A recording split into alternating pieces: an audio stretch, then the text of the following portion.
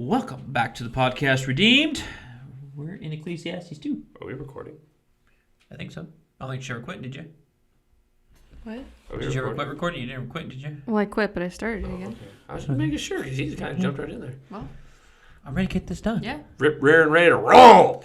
Oh, Ecclesiastes 2. By the way, this is podcast Redeemed, in case you missed that at the beginning. Oh my gosh. Oh my gosh. Let's start over. This guy. Thanks for joining us again. We do have a good time getting together and putting these things together. I'd like to say that we could put you together a bloopers reel, but I don't think anybody wants to hear all that. Who has the time? What's the time? Some of it's educational, some of it's Most not. of it's just, this whole thing is a blooper.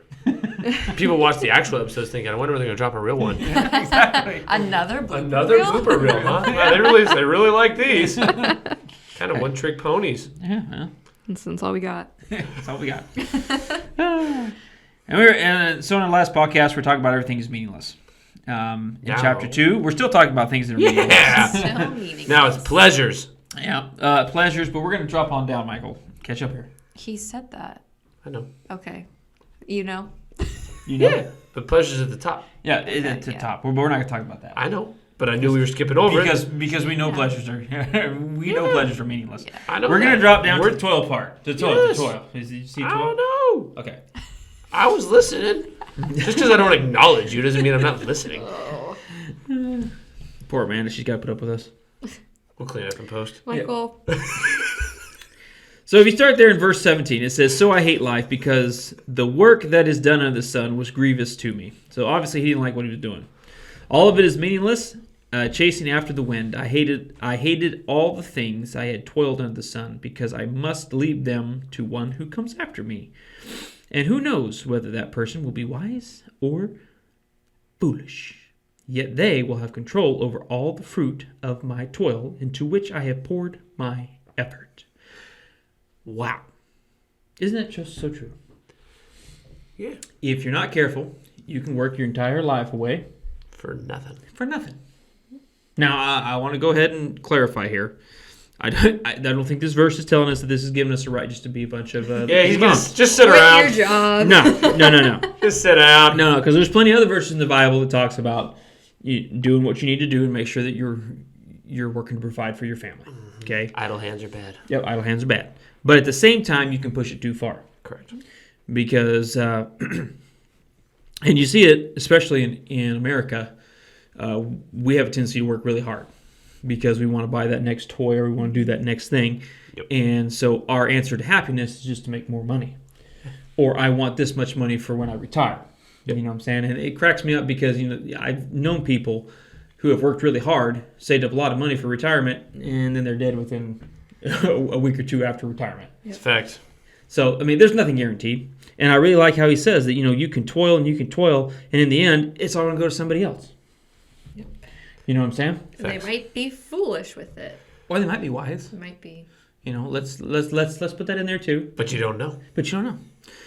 So we just need to be careful because making money and working doesn't need to be the center of everything we do. Yes, we should work to take care of our families, to make sure that we can provide for them. I think that's what I've been called to do. Mm-hmm. I think I would not be the husband or the father that I need to be if I wasn't providing for my family. Agreed. Okay? God, the Lord calls us to do that. At the other end, I don't have to work every overtime shift that's there. And the truth of the matter is, at some point, we have to learn to live within the budget of what I make versus trying to live on the overtime. Mm-hmm. Trying to increase that budget. Right. But every time I work overtime, it just irritates me anyway because then I check my check and the government takes more money out of it. It's like, so what's the point? Anyway. Government. I'm going to get off my soapbox. Uh-huh. It's going to turn into conspiracy theory. Yeah. We're gonna get we're gonna get community noted. Yeah. Seems like the taxes just go up and I get less and less. Anyway. So, in the end, you can work and it just means nothing. Make sure that you're putting into the other things as well. Put into your family. Put into the word of the Lord, doing the things He wants you to do. Much like what we talked about in the first one. But this one just more is because I know a lot of people that are workaholics. because that's what they're trying to do. They're chasing that dream. They want more money. They want more. Yep. And it's like at some point we have to learn to be content with what we have and make sure that we're doing the adequate job of taking care of the family, but also putting in the things that we need to. You got to find the sweet spot. Mm-hmm. There's a comfort, or not a comfort zone, a happy medium. Mm-hmm. And in my world, my wife is a pretty good barometer for that. She'll let me know when I'm doing too much. Yeah. You know, she'll say, hey, the kids haven't seen you in whatever time. You need to kind of slow it down, and we need to do more as family. And I will. I'll back off. I'll listen to her and do what needs to be done. Now, I understand that sometimes it requires everything you have to just make a living. I understand that too. Okay, I am spoiled. I have a decent job that I don't have to work every overtime shift. Correct. Now, I am not putting down those people that have to scrape and scratch for everything. I understand that. There was a time in my life where I did the same thing. I was working 3 jobs, no extra time, but it was all I could do to pay the bills. Right. I don't think there's anything wrong with that. No. Because what you're doing is you're just doing what you can to provide for your family. Yep. That's right. But there comes a point at which you can work too much. Absolutely. And just in the end, you can't take it with you. No.